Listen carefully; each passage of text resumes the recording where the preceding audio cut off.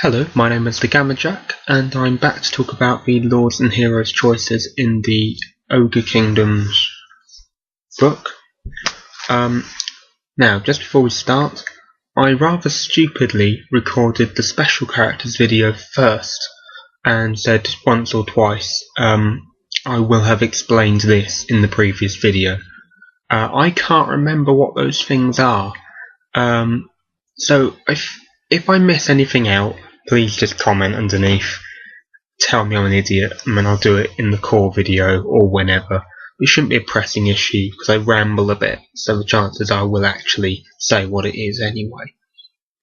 Okay, so to kick it off, I would like to say, as I've already said in the special characters video, that I actually believe that the Ogre Kingdoms book is trying to gear you towards using your own ogre tyrants, your own slaughter masters, your own fire bellies, and forging the stories of your own units rather than relying upon greasers, etc.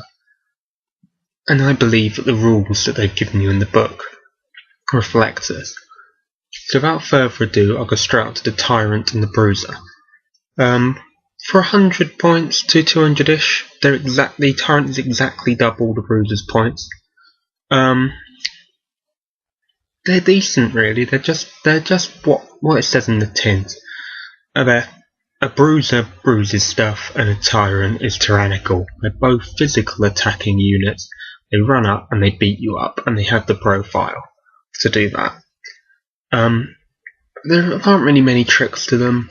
I don't really need to talk about them in much great detail. What I would say about them is that they have access to big names. Big names can be useful. For example, both of them are strength 5, I believe. Actually, the bruiser might be strength 4, I think it's strength 5. So maybe you want to use the giant breaker to make them both strength 6, so you can wound Chaos Warriors and things in 2s. But, to be honest, that's 25 points. Most of the big names are around 20-25 points, and they all have a disadvantage which far outweighs the benefit given. For example, if you have Giant Breaker, you get +1 strength, but you can't turn down challenges. That's not necessarily bad, but when you have an army which is trying to break down Steadfast, you need your tyrant to be able to rip apart 6-7 regular people and not have to spend his time fighting a champion or a hero or whatever. So that can be a small issue. If you wanted to make him extra tough, then you then get stupidity. And the army, although it doesn't have really bad leadership, you really don't want your general or one of your big units, which is housing your BSB, to just waddle forward and drool for a turn. So that's my 2 cents on the big names. Magic weapons and things. There are a number of magic things in the book. There aren't as many as they used to be. I've noticed all the books are now having like 8 magic items rather than 25. So what you'll find is that you get a choice between a sort of thunder mace, which just makes if you hit once, small blast over the unit, and some kind of siege breaker weapon which does extra strength. Has extra strength for every level of a building up or some inches of a building. It's incredibly confusing and very, very situational for something that's like 50 or 60 points. I wouldn't bother with either of those. If I was to give any of them any kind of weapon, I'd give them probably the Sword of Bloodshed to the tyrant, and also give them something called a Greedy Fist, which is in the book, which gives them a 6+ ward save and +1 strength. In addition to that, it also badly injures wizards and things. It means that every single time you hit a wizard, they lose a magic level, and if you save from a magic weapon with your Greedy Fist, you get a 6 on the ward save, and all of the magic properties of that weapon are drained away. That's a really good magic item. All in all, that will set you back a good 300 points, so I will warn you that. But what you'll have in return,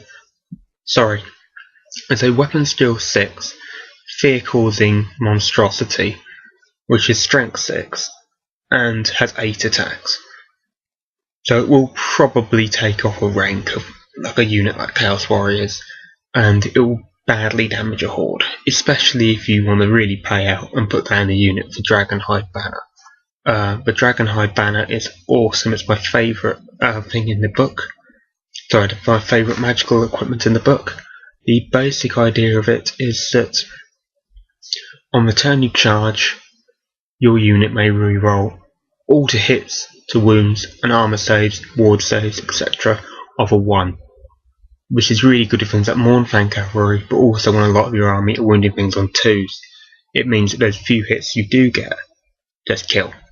So it's a really good unit upgrade. In addition, it's a breath weapon, and if you hit someone with a breath weapon, which you do with automatic hits in close combat, that unit has always strike last for until the end of the next combat phase, which is quite nice. So that's two things I consider: the BSB with the Dragonhide banner, and probably the big unit of bulls. Sorry, I'm losing my words today. And a tyrant potentially with a sword of bloodshed and a greedy fist. The next couple of things are the Slaughtermaster and Bruiser. They're extremely useful in my opinion. They're both sorcerers. One's level 1 to start off with, one's level 3. Much like normal, you can then upgrade them to 2 or to 4. One of them must have the Law of the Great Maw, which means that if you have one Slaughtermaster or Butcher, they must have the Law of the Great Maw. Any more of them can then choose either Death, Heavens, or Beasts, or the Great Maw. To be honest, most of the time I'd be picking the Maw. A few people said Wisdom's Wild Form is good because, for those who don't know, the Law of the Great Maw has two of their main spells. One of them gives an area buff potentially of +1 strength to any unit, any friendly unit within 12 inches, or a specific unit. The other one does the same thing with toughness. Wisdom's Wild Form, +1 strength, +1 toughness to one unit. To be honest, I would just stick to Law of the Great Maw if that's your plan. I might use Death just to snipe characters and things, but I'd probably stick to Law of the Great Maw.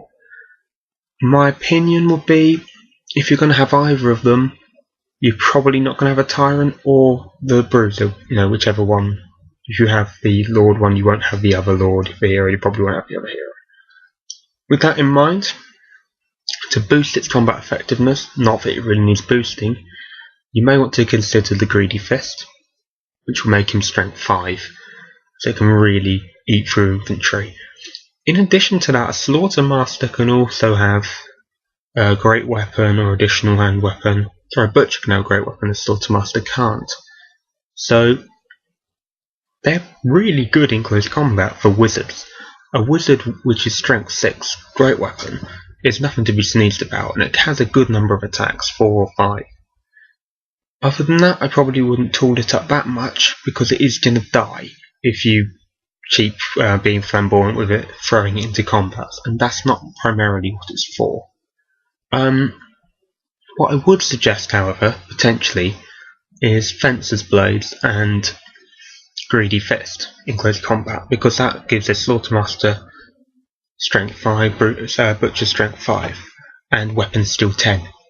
So you're hitting things on 3s, and quite often killing them on 2s, sometimes 3s.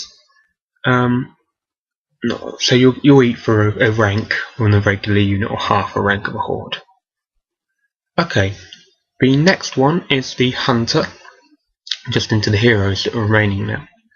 A Hunter has access to big names, it also has access to some magic items, and it also has access to a Stonehorn. The Hunter itself remains pretty much unchanged from the last edition. Okay, so there are a couple of ways you can run these if you want. The first way is to give it Longstrider, which is a big name which remains from the previous book. If you give it Longstrider, you can then stick it in a unit of Sabertusk, well you can anyway, but you won't slow it down as much. And then together, a unit of 10 Sabertusk and a Hunter can go around and wreak havoc, run around the board really quick and just tear things to shreds, because he has to be running with the pack rule, which enables him to be the only thing which can go in a unit of Sabertusks. The other option is to put him on a Stonehorn, because he can't go in units, so the only way you can really play him is either with a Sabertusk or with a Stonehorn, otherwise you've just got 150 odd points just wandering around in the open to be shot at.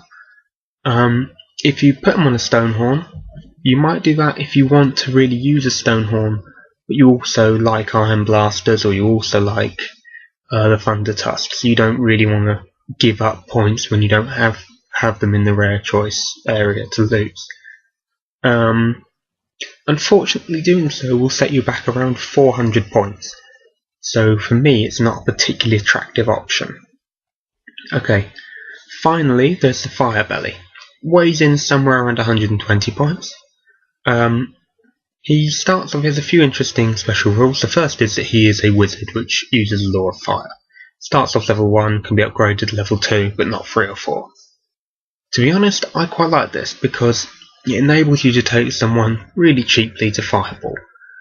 Probably it's cheaper than the Lead Belcher unit. I wouldn't bother with the Lead Belchers. If you can use a Fire Belly, I'd kind of pick one and then use that one. In addition to that, he's not bad in close combat. He's the same profile as a Butcher in close combat, apart from he has flaming attacks, and he has a fire breath. So he can use a shooting attack, or he can do 2d6 strength for flaming attacks in close combat, in addition to his regular attacks. So he's quite daunting. The final thing I would say about him is he has a 4+ ward save versus fire. To be honest, would discount that. You're very rarely going to need it, very rarely going to come in useful, and even rarer still is someone actually going to target that individual person with a flaming spell. If you're targeting somebody individually, chances are using Law of Death, in which case he has absolutely no benefit at all against that. Okay, so what do I like, what do I don't like, what do I dislike? Well, whether you like it or not, I'm going to tell you, I personally really like the Slaughtermaster. I would have a Slaughtermaster as a general. Largely because a Tyrant Slaughtermaster costs a similar amount of points. If you want, you can make a Slaughtermaster more hitty, but you don't need to. So essentially, a Slaughtermaster can hit hard in close combat. He's not as squishy as other wizards, and he's also a level 4 caster, so he can make everyone else better. I don't really see the need for the Tyrant. A Tyrant I'd use in a large point game, just say I have a Tyrant and I'm going to hit you with it. But there's no real need for the actual Tyrant tactically. Another thing I do like the Fire Belly, but I'm undecided as to whether I prefer the Fire Belly or Lead Belchers at this point. All that remains really is to say, what do you prefer? Comment underneath. Also, please rate, and I won't ask you to subscribe. I'd love it if you subscribed, but for now, if you just rate the video, like or dislike it. Oh, I've got a bit of hair sticking out here, that's some kind of growth. Like or dislike it, just because it helps me find out if I'm doing these videos well or not. I know it's a bit boring to look at my wall behind me, but I plan to have some battle reports, and I plan to actually at some point have a table out with models on when I'm showing you these things. Okay, so my next video is the special characters video. I'll actually upload it roughly simultaneously, and then I've got core, special and rare to do, and then I'll hopefully get a battle report up showing ogres where I will hopefully win. It'd be very embarrassing if I taught you tactical things hopefully and then just died, and then after that I'll move on to 40k, which I'm better at. Okay, I've been the Gamma Jack, thank you and good night.